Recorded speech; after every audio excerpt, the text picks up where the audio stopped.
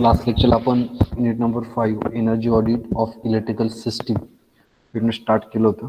त्यामध्ये आपण definition of energy audit, what is mean by energy audit, then the energy audit instrument and their uses, then the process or flowchart of energy audit, and the concept of energy audit, general procedure of energy audit, then the need of energy audit. हे points आपण cover केले होते.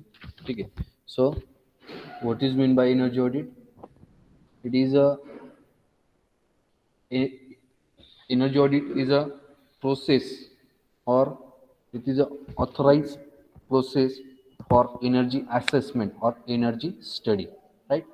So you want to saving energy bill, a man, businessman or industry, most of companies energy bill is the main operating cost, right? So you have to control the consumption of energy.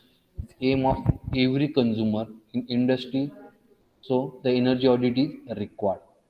कुठलीही organisation असेल, large scale organisation असेल किंवा small scale organisation असेल, तर कुठल्या ऑर्गनायझेशनचा main M काय असतो की जे काही एनर्जी बिल आहे तर ते सेव्ह करून आपण एनर्जी कन्झर्वेशन सेव्ह करून आपलं जे काही एनर्जी बिल आहे ते कमी करण्याचं हे जे काही टार्गेट आहे ते प्रत्येक ऑर्गनायझेशनचं असतं आणि मेन फोकस त्यावरती सर्व ऑर्गनायझेशन करत असतं आणि त्यासाठी एनर्जी ऑडिट हे गरजेचं आहे. With the help of paper work report we can be know where and how the energy is save. So ह्या प्रोसेसने जाऊन इव्हॅल्युएट करून त्यानंतर द प्रेझेंट एनर्जी कन्झम्पशन किती आहे ते इव्हॅल्युएट करून देन एनर्जी सेव्हिंग पॉसिबिलिटी कुठे कुठे आहे हे आयडेंटिफाय करून आणि त्यावरती रिकमेंडेशन किंवा प्रॉफिटेबिलिटीसाठी आपल्याला जे काय ॲक्शन्स घ्यायचे आहे त्यावरती एक रिपोर्ट तयार करून या प्रोसेसने जाऊन आपण एनर्जी ऑडिट हे त्या ऑर्गनायझेशन करू शकतो. The audit is a official inspection of an organization accounts typically by an independent body. जे काही एनर्जी मॅनेजर्स आहे, एनर्जी ऑडिटर्स आहे, तर ते ऑफिशियली त्या ऑर्गनायझेशनचं इन्स्पेक्शन करता, सर्वे करता, आयडेंटिफाय करता एनर्जी सेव्हिंग पॉसिबिलिटीज कुठे कुठे आहे आणि त्यावरती मग ॲक्शन प्लॅन तयार होतो.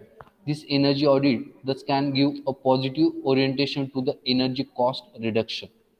The energy audit is a technical survey of plant in which the machine-wise, section-wise, then department-wise, then pattern of energy consumption is studied and attempt to balance total energy input correlation with product.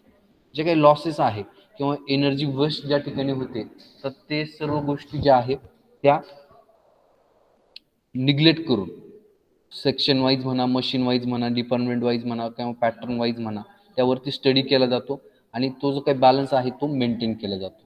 ठीक आहे. So what is the benefits of energy audit? We can know the how and where energy is waste in a plant, process and organization. ठीक आहे. कुठलंही organization असेल, ठीक आहे, industry असेल, agriculture sector असेल, एज्युकेशनल हब्स असतील, तर ह्या केसमध्ये जे काही एनर्जी वेस्टेज आहे किंवा एनर्जी वेस्ट जे काही प्लांट आहे किंवा जनरेटिंग स्टेशन असेल, ठीक आहे, thermal power plant, hydro power plant, nuclear power plant, wind power plant, or it may be a solar power plant. So ह्या सर्व प्लांटमध्ये आपण जी काही एनर्जी वेस्ट होते तर ती एनर्जी वेस्ट आपण त्या ठिकाणी कॅल्क्युलेट करत असतो किंवा आपल्याला ते माहीत पण नसतं. Help is to maintain the energy in supply and demand. Supply आणि डिमांड ही जी काही रेशो आहे तो मेंटेन करण्यामागचा मेन हेतू असतो एनर्जी ऑडिट म्हणजे. To reduce the local and global environmental pollution due to energy conservation there is a saving in energy sources. ठीक आहे. तर प्रॉपर आपण एनर्जी ऑडिट केलं किंवा त्यावरती ॲक्शन प्लॅन तयार केला आणि त्यावरती रेमेडियल ॲक्शन घेतल्यानंतर जे काही एनर्जी वेस्टेज आहे ती जर कमी झाली किंवा लॉसेस कमी झाले तर इनडायरेक्टली आपण जे काही फ्युएल जे आहे जनरेशन करण्यासाठी, इलेक्ट्रिसिटी तयार करण्यासाठी रिक्वायरमेंट जे आहे फ्युएलची ते आपण कमी करू शकतो. एनर्जी डिमांड, लोड डिमांड किंवा जी सोर्सेसची जी डिमांड आहे ती आपण कमी करू शकतो by using proper energy audit and after that action plan. Elements of energy audit. Which are the elements how to taken in a energy audit? Collect the data related to energy consumed or energy production, compare that data and fix the one baseline of the energy consumption. ठीक आहे. जो काही existing data आहे, present energy consumption आहे, तर त्यावरती evaluation केलं जातं. ठीक आहे, स्टडी केला जातो. त्यानंतर त्यावरती मग आयडेंटिफाय किंवा एनर्जी सेव्हिंग पॉसिबिलिटी चेक केले जातात. Inspection the plant before planning. ठीक आहे. इस्टिमेट द एनर्जी लॉसेस ज्या काही आहे ते इव्हॅल्युएट केलं जातं, चेक केलं जातं. Check the possibility of energy accumulation, notification आणि इकॉनॉमिकल अनालिसिस, आणि त्यावरती मग फायनलाइज रिपोर्ट तयार केला जातो. ठीक आहे. अशा पद्धतीने तुझी काही जनरल प्रोसिजर आहे एनर्जी ऑडिटची, 3 स्टेप लक्षात असू द्या. The present energy consumption. ठीक आहे, ही पहिली स्टेप आहे, त्याला आपण इव्हॅल्युएट करतो. ठीक आहे. त्यानंतर एनर्जी सेव्हिंग पॉसिबिलिटीज आयडेंटिफाय करतो, आणि त्यानंतर मग रिकमेंडेशन वरती एक रिपोर्ट तयार करतो. ठीक आहे. अशा पद्धतीने तो ऍक्शन प्लॅन किंवा एनर्जी ऑडिटचा रिपोर्ट आहे तो तयार होतो. त्यानंतर types of energy audit. There are mainly 2 types of energy audit, preliminary audit and detail audit. आता प्रिलिमिनरी ऑडिटमध्ये आपल्याला सर्वांना माहित आहे की त्याचा जो काही पिरियड आहे ऑडिटचा तो कमी असतो. ठीक आहे. आणि त्याच्यात जे काही रिक्वायरमेंट आहे किंवा जो काही प्रॉब्लेम एरिया आहे तो प्युअरली निग्लेक्ट होईल किंवा कम्प्लीट होईल असं नसतं. तर त्यासाठी आपल्याला डिटेल ऑडिटची गरज असते. ठीक आहे. In this type of audit the focus on only problem area. ठीक आहे. एखादा प्लांट आहे थर्मल पॉवर प्लांट, आणि तिथे फक्त आपल्याला बॉयलरवरती फोकस करायचं आहे, पूर्ण प्लांटवरती आपण फोकस करत नाहीये. एका पर्टिक्युलर एरियावरतीच आपण प्रॉब्लेम एरियावरतीच काय करतोय, जनरली प्रिलिमिनरी ऑडिटमध्ये आपण फोकस करत असतो. Carried out in the limited time from 1 to 10 days. हा जो काही लाईफ स्पॅन आहे, हा जो काही टाइम स्पॅन आहे प्रिलिमिनरी ऑडिटचा, तो जनरली 10 दिवसापर्यंतचा टाइम असतो. एवढ्या 10 दिवसातच एवढ्या कमी कालावधीतच आपण ते ऑडिट करत असतो. It highlights energy cost waste in a major equipment. मग आता थर्मल पॉवर प्लांटमध्ये तुम्हाला एक्झाम्पल जसं दिलं, तर त्यामध्ये मेजर इक्विपमेंट थर्मल पॉवर प्लांटमध्ये बॉयलर्स आहे. तर बॉयलरवरतीच त्या प्रॉब्लेम एरियावरतीच आपण फोकस करून तिथले जे काही त्याच इक्विपमेंटवरती जो काही प्रॉब्लेम आहे तो आपण मेजर इक्विपमेंटवरती फोकस करून त्यावरतीच एनर्जी कॉस्ट आपण किंवा वेस्टेज आपण त्या ठिकाणी फोकस करत असतो. It also gives major energy supply and demanding accounting. ठीक आहे. This type of audit is also known as simple audit or walk through audit. ठीक आहे. टाइम स्पॅन पण खूप कमी आहे ऑडिटचा, आणि त्यावरती आपण सेक्शन वाईज किंवा डिपार्टमेंट वाईजच फोकस करत असतो किंवा प्रॉब्लेम एरियावरतीच फोकस करत असतो. ठीक आहे. In this type of audit require less site operating staff with a less interview. एका ठराविक सेक्शनवरती प्रॉब्लेम एरियावरतीच आपण फोकस करत असल्यामुळे त्या ऑडिटसाठी लागणारा जो काही स्टाफ आहे तो सुद्धा कमी लागतो. ठीक आहे. आणि विथ लेस इंटरव्ह्यू, फक्त त्याच सेक्शनमध्ये वर्क करणारे जे काही एम्प्लॉईज आहे, वर्कर्स आहे, त्यांच्याशीच फक्त इंटरॅक्शन करून आपण त्यावरती सोल्युशन काढू शकतो. ठीक आहे. It require utility bill other operating data. It's required utility bill and other operating data. हा जो डेटा आहे प्रिव्हियस डेटा, जनरली प्रिलिमिनरी ऑडिटमध्ये आपण 3 ते 4 महिन्याचं जे काही आपलं युटिलिटी बिल आहे किंवा जो काही डेटा आहे सॉफ्ट डेटा, तो आपण फक्त 3 ते 4 महिन्याचाच डेटा कन्सिडर करत असतो, अनालाइज त्या डेटावरतीच करत असतो. तसं डिटेल ऑडिटमध्ये जनरली आपण 1 इयर किंवा 2 इयरचा डेटा आपण कलेक्ट करू, त्यावरती स्टडी करून आणि त्यावरती मग ते ऑडिट आपण कंडक्ट करत असतो. With the help of this type of audit we can not reach final decision, so it required detail audit. ठीक आहे. हे ऑडिट केल्यानंतर जर मेजर काही इश्यू असेल तर तो इश्यू आपण ह्या प्रिलिमिनरी ऑडिटमध्ये आपण कंप्लीट करू नाही शकत. त्यासाठी आपल्याला मग डिटेल ऑडिटची गरज असते. ठीक आहे. हे झालं तुमचं प्रिलिमिनरी ऑडिट. त्यानंतर नेक्स्ट टाईप जो आहे तो आहे तुमचा detail audit. This type of audit also known as full site energy audit और जनरल ऑडिट. तर यामध्ये त्या प्लांटमधलं सर्व जे सेक्शन्स आहेत, फार तुमचं हँडलिंगपासून तर जनरेशनपर्यंतचं जेवढं सेक्शन आहे किंवा दुसरी कुठली इंडस्ट्री असेल तर तिथे रॉ मटेरियल आल्यापासून तर तुमचं फायनल प्रोडक्ट बनेपर्यंतचे जेवढे डिपार्टमेंट्स आहेत त्या सर्व डिपार्टमेंटचे डिटेल ऑडिट त्या ठिकाणी केलं जातं. आणि याचा कालावधी जो आहे कलेक्ट किंवा जो काही आपण डेटा कलेक्शन करतो प्रिव्हियस 1 to 3 इयर्सचं जे काही बिल्स आहे for water, gas, electricity to perform detail audit. तर आपण प्रिव्हियस जो डेटा आहे तो जसं प्रिलिमिनरी ऑडिटमध्ये आपण फक्त 1, 2 किंवा 3 महिन्याच्या डेटावरती आपण स्टडी करतो, तर डिटेल ऑडिटमध्ये जनरली आपण प्रिव्हियस 3 इयर्सचा किंवा 1 इयरचा, 2 इयरचा असा डेटा कलेक्ट करून त्यावरती डिटेल स्टडी करत असतो. For implementation of the project full detail get with the help of detail audit. मग त्यासाठी प्रत्येक सेक्शनचे जे इंचार्ज आहे किंवा सुपरवायझर्स आहे किंवा त्या ठिकाणी काम करणारे जे वर्कर्स आहे त्यांचा सर्वांचा डिटेल इंटरव्ह्यू घेतला जातो. ठीक आहे. आणि त्यानंतर मग तो जो काही रिपोर्ट आहे तो फायनलाइज केला जातो. Time duration of this type of audit is generally 1 to 10 weeks. ठीक आहे. तर याचा जो काही ऑडिटचा जो काही टाइम ड्युरेशन आहे ते जवळपास 3 महिने आहे, 2 किंवा 3 महिने. आणि त्यामध्ये आपण प्रिलिमिनरी ऑडिटमध्ये जनरली 10 दिवसावरतीच आपण किंवा 10 दिवसात ते ऑडिट आपण कंप्लीट करत असतो. त्यानंतर comparison between preliminary audit and detail audit. तर मेन कम्पॅरेटिव्ह जो पॉईंट आहे, फर्स्ट पॉईंट जो आहे, time duration is generally 2 to 10 days. जवळपास 10 दिवसापर्यंत ते प्रिलिमिनरी ऑडिट चालत असतं. तर याचा टाइम ड्युरेशन बघा डिटेल ऑडिटचा किती आहे, 1 to जनरली 10 to 20 weeks असतं. म्हणजे जवळपास तुमचे 3 महिन्यापर्यंत किंवा 2 महिन्याचा आपण हा जो काही टाइम स्पॅन आहे तो असतो ऑडिटसाठी लागणारा जो टाइम आहे तो. त्यानंतर नेक्स्ट डिफरन्स आहे प्रिलिमिनरी ऑडिट अँड डिटेल ऑडिटमध्ये, difficulty to fix the audit frequency. ठीक आहे. एखादा बॉयलरचं आपण त्या ठिकाणी ऑडिट केलं आणि त्यावरती जर काही त्या टीमने जर काही सोल्युशन दिलं की ह्या बॉयलरला आपल्याला आता मेंटेनन्स किंवा त्याची रिप्लेसमेंट, एखाद्या इक्विपमेंटची रिप्लेसमेंट करायचं जर रिपोर्ट जर त्या प्रिलिमिनरी ऑडिटमध्ये जर भेटला तर त्या प्लॅनवरती आपण डायरेक्टली येऊ शकत नाही किंवा त्या ॲक्शनवरती डायरेक्टली येऊ शकत नाही. मग त्यासाठी मग आपण त्या इक्विपमेंटवरती डिटेल ऑडिट करून नंतरच मग तो ॲक्शन प्लॅन आपण रेडी करतो असतो. There is a no visitation required before audit. Detail ऑडिटमध्ये ऑडिट होण्याच्या आधी 1 to 2 days किंवा जवळपास 2 ते 3 दिवस ती जी टीम आहे, ऑडिटर टीम जी आहे ती त्या ऑर्गनायझेशनमध्ये व्हिजिट करते. ठीक आहे. व्हिज्युअलायझेशन थ्रू किंवा डिटेल ऑब्झर्वेशन थ्रू तो डेटा कलेक्ट करते आणि त्यानंतर ऑडिटची प्रोसेस चालू होते. तसं प्रिलिमिनरी ऑडिटमध्ये there is a no visitation required before audit. ऑडिटच्या आधी व्हिजिट करण्याची गरज पडत नाही. त्यानंतर नेक्स्ट तुमचं कम्पॅरेटिव्ह पॉईंट आहे, due date is after done work 2 weeks. ठीक आहे. काम झाल्यानंतर 2 week पर्यंतच त्याचं ड्यू डेट आहे.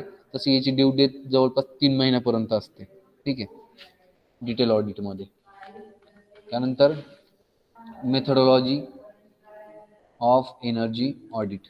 Preliminary audit of energy audit organization resources, facility of manpower, facility of instruments, fix the required data, prepare the data from, त्यानंतर collect the data, plant engineer आणि finance engineer. अशा पद्धतीने ही energy audit preliminary ऑडिटमध्ये केलं जातं. Organisation resources, त्यानंतर fix required data, त्यानंतर collect the data, analyse data, collect the old data, prepare the process flow sheet, list out energy use equipment, evaluate data, develop action plan. Evaluate केलं जातं, identify केलं जातं आणि त्यानंतर action plan तयार केला जातो. Emergency steps require equipment use for detail audit. ठीक आहे. काही जर इमर्जन्सी वर्क जर असेल त्या ऑडिटमध्ये, तसं जर काही रिमार्क जर दिला त्या टीमने तर त्यावरती डायरेक्टली आपल्याला मग emergency step required equipment use for detail audit. मग त्याच्यावरती जर काही एखाद्या इक्विपमेंटवरती जर काही स्टेप जर दिल्या तर त्यावरती मग आपल्याला डिटेल ऑडिट करण्याची गरज पडते. Implementation detail energy audit. ठीक आहे.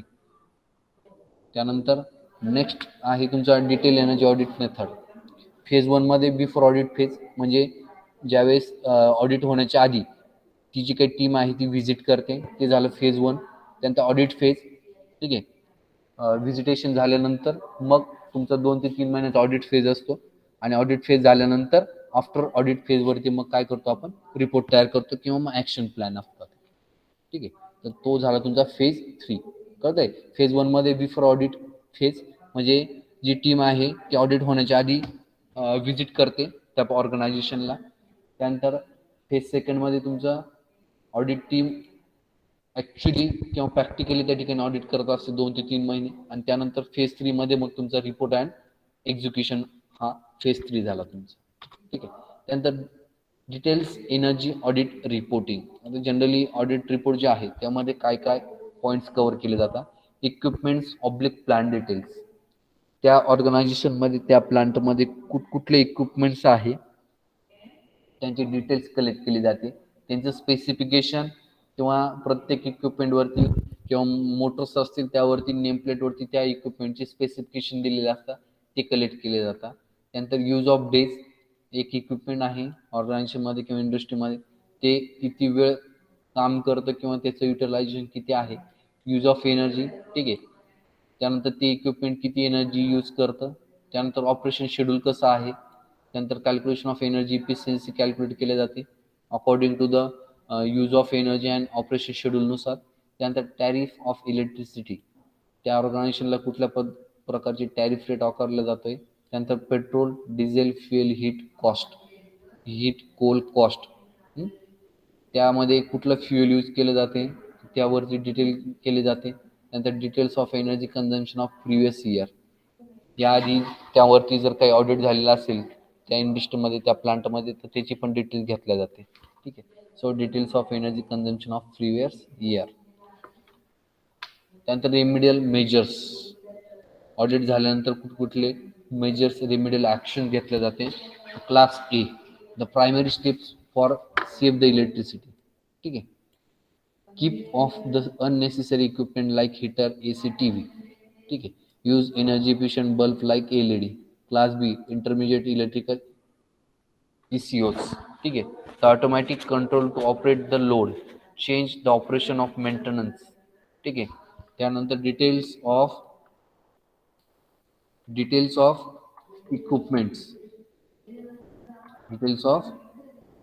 इक्विपमेंट्स, त्यामध्ये तुमचा reuse and recycle, use latest technology. ठीक आहे. ज्या ठिकाणी आपल्याला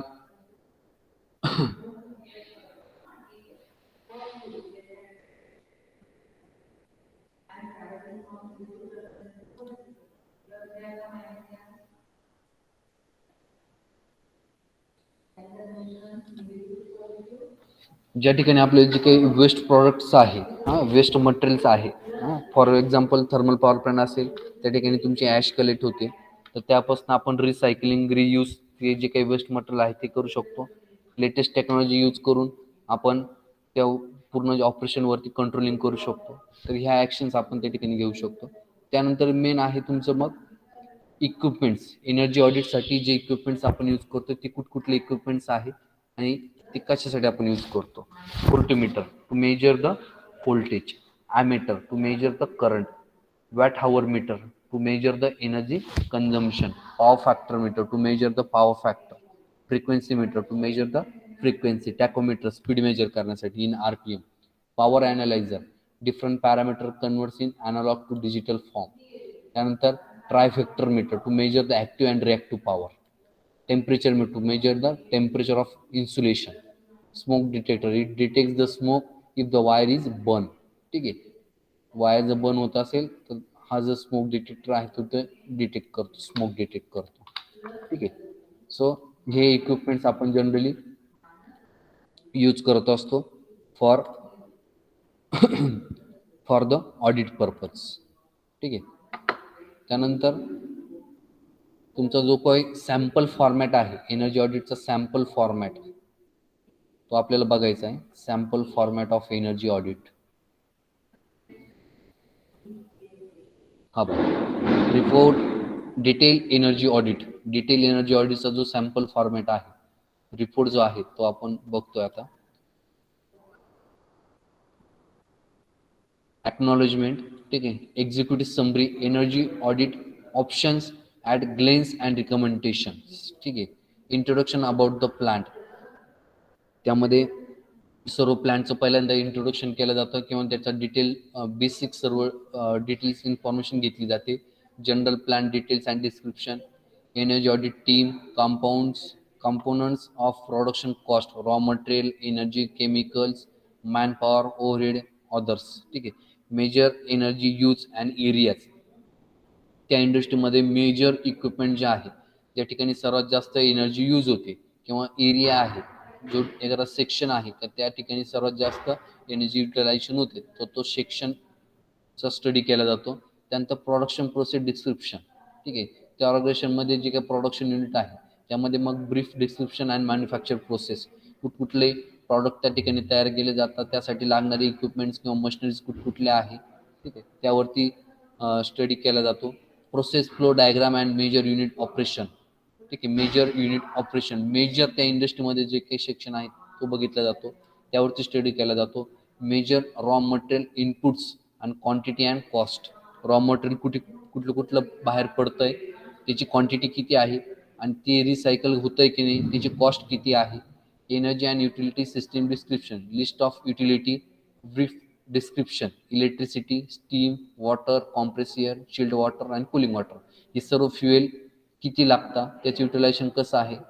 त्यानंतर नेक्स्ट पॉईंटमध्ये त्या रिपोर्टमध्ये असतं detail process of flow diagram and energy material balance, energy material किती लागतंय तुम्हाला, flow chart showing flow rate, temperature, pressure and all input output streams, ठीक आहे, त्यासाठी लागणार जे रॉ मटेरियल्स आहे ते किती लागतंय, त्यापासून युटिलिटी किती होते, युटिलायझेशन किती होतंय, त्यापासून आपले प्रॉडक्ट किती तयार होत आहे, तो कंपॅरिझन केला जातो. Water balance for entire industry, ठीक आहे. त्यानंतर energy efficient in utility and process system, specific energy consumption, boiler efficiency assessment. मग एवढं सर्व डिटेल झाल्यानंतर, बेसिक डिटेल झाल्यानंतर मग स्पेसिफिक जे इक्विपमेंट्स आहेत त्यावरती फोकस केला जातो. बॉयलर, ठीक आहे, त्यानंतर फर्नेस असेल, त्यानंतर कूलिंग वॉटर सिस्टीम असेल, डीजी सेट असेल, रेफ्रिजरेशन सिस्टीम असेल, कॉम्प्रेसियर सिस्टीम असेल, इलेक्ट्रिक मोटर लोड अनालिसिस असेल किंवा लाईटनिंग सिस्टीम, या सर्व सिस्टीमवरती मग फोकस केला जातो, ठीक आहे. त्यानंतर मग energy conservation option and recommendation, हा सर्व फोकस केल्यानंतर, डिटेल फोकस झाल्यानंतर त्यावरती मग ॲक्शन प्लॅन किंवा रिकमेंडेशन तयार होतं. List of options in terms of no cost, low cost, medium cost, high cost, investment cost, annual energy, cost saving and payback, implementation plan for energy saving measures and projects. मग यावरती मग plan तयार केल्याचं सर्व audit, अशा पद्धतीने ऑडिटचा report असतो आणि हे सर्व पॉईंट त्या रिपोर्टमध्ये मग या रिपोर्टप्रमाणे चेक केले जातात आणि त्यानंतर मग तुमचा ॲक्शन प्लॅन तयार होतो किंवा इम्प्लिमेंटेशन प्लॅन तयार होतो. त्यानंतर काही ॲनेक्शर्स असतात, त्यामध्ये मग तुमचं list of energy audit worksheets असतं, ठीक आहे, कुठकुठल्या इक्विपमेंटवरती आपण एनर्जी ऑडिट केलं. त्यानंतर लिस्ट ऑफ इन्स्ट्रुमेंट, ऑडिट करत असताना कुठकुठले इन्स्ट्रुमेंट्स आपण यूज केले. List of vendors and other technical details, त्या कंपनीचे वेंडर्स कंपनी कुठकुठले आहे त्याच्या details and other technical details, अशा पद्धतीने तो स्टडी केला जातो. तर हा आहे तुमचा sample reports of energy audit. हा जनरली आपण डिटेल ऑडिटमध्ये यूज करतो असतो. प्रिलिमिनरी ऑडिटमध्ये फक्त त्या इक्विपमेंटवरतीच ऑडिट केलं जातं. तर हे डिटेल ऑडिटसाठी जो काही सॅम्पल रिपोर्ट आहे तो हार्ड रिपोर्ट आहे, ठीक आहे.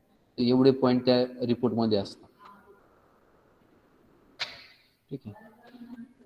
त्यानंतर तुमचे जे इक्विपमेंट्स आहे, कुठकुठले इक्विपमेंट्स आपण यूज करतो ते दिलेले आहे.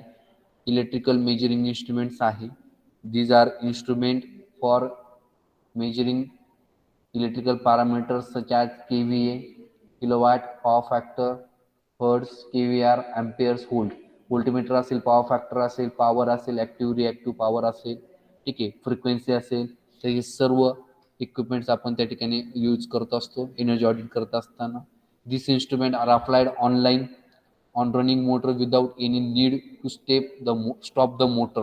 Instant measurement can be take with handheld meters, while more advanced ones facility cumulative reading with the plant out at specific intervals. ठीक आहे. जो काही कंट्रोल रूम असतो त्या कंट्रोल रूममध्ये फिजिकली आपल्याला त्या इक्विपमेंट जवळ जाऊन हे पॅरामीटर मेजर करण्याची गरज पडत नाही.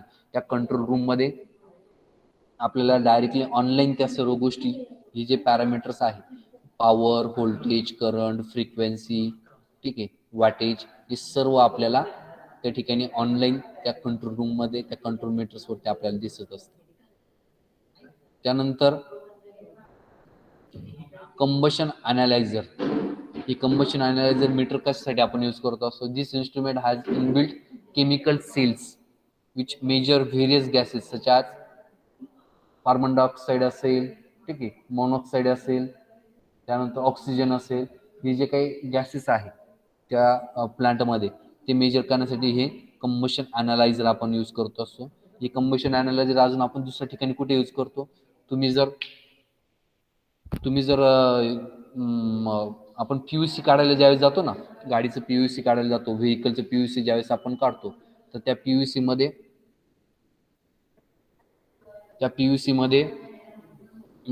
ज्यावेळेस आपण गाडी घेऊन त्या ठिकाणी जातो त्या सेक्शनमध्ये, तर त्यावेळेस त्या आपलं जे काही एक्झॉस्ट सिस्टीम असते गाडीची, तर त्यावेळेस हे गॅसेस आपण मेजर करतो असतो. त्यानंतर मग ती पीयूसी सेंटर आपले त्यामध्ये कार्बन डायऑक्साईड किती एक्झॉस्ट होतोय गाडीमधनं बाहेर पडतोय, तर ते अॅनालाइज करून आणि मग त्यानंतर आपल्याला पीयूसी रिपोर्ट देत असतो. ठीक आहे.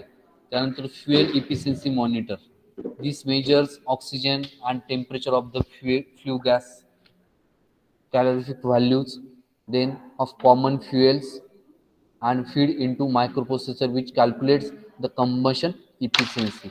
जनरली इफिशियन्सी कॅल्क्युलेट करण्यासाठी आपण हे इक्विपमेंट किंवा हे पॅरामीटर यूज करतो असतो, फ्युएल इफिशियन्सी मॉनिटर. ठीक आहे. Fire rate, hand below pump draws the flue gas sample into solution inside the fire rate. A chemical reaction changes the liquid volume, revealing the amount of gas. A separate fire rate can be used O2 and carbon dioxide measurement, oxygen आणि carbon dioxide separate major करण्यासाठी हे equipment आपण use करत असतो. त्यानंतर पुढचं आहे तुमचं थर्मोमीटर. थर्मोमीटर कशासाठी यूज करतो तुम्हाला माहिती. ठीक आहे. आता या थर्मोमीटरचे दोन टाईप्स आहे. एक आपण फिजिकली टच आणि एक इन्फ्रारेड सिस्टीम असते. तर दोन्ही थर्मोमीटर आपण टेम्परेचर मेजर करण्यासाठी यूज करतो असतो.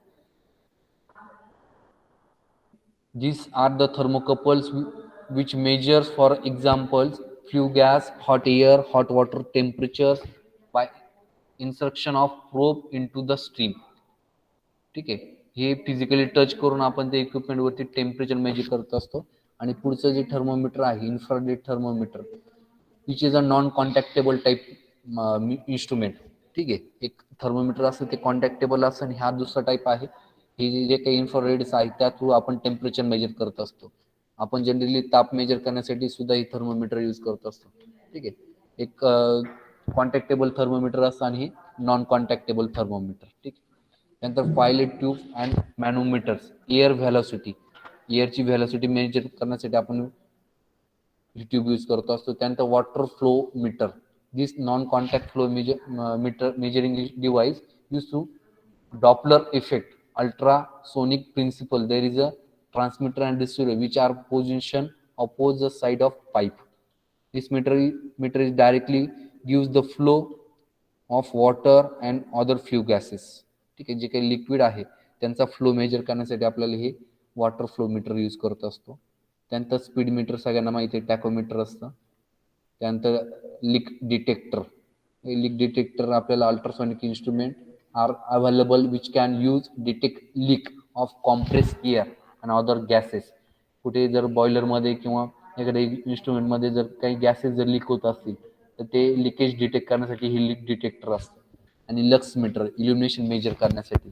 इल्युमिनेशन level are measure with the lux meter. It consist of photo cell which sends the light output converts into electrical impulse which are measuring lux. ठीक आहे. Lux meter आपण इल्युमिनेशन measure करण्यासाठी use करत असतो, lux meter. तर हे instruments आहे जे जनरली आपण ऑडिट करत असताना यूज करतो.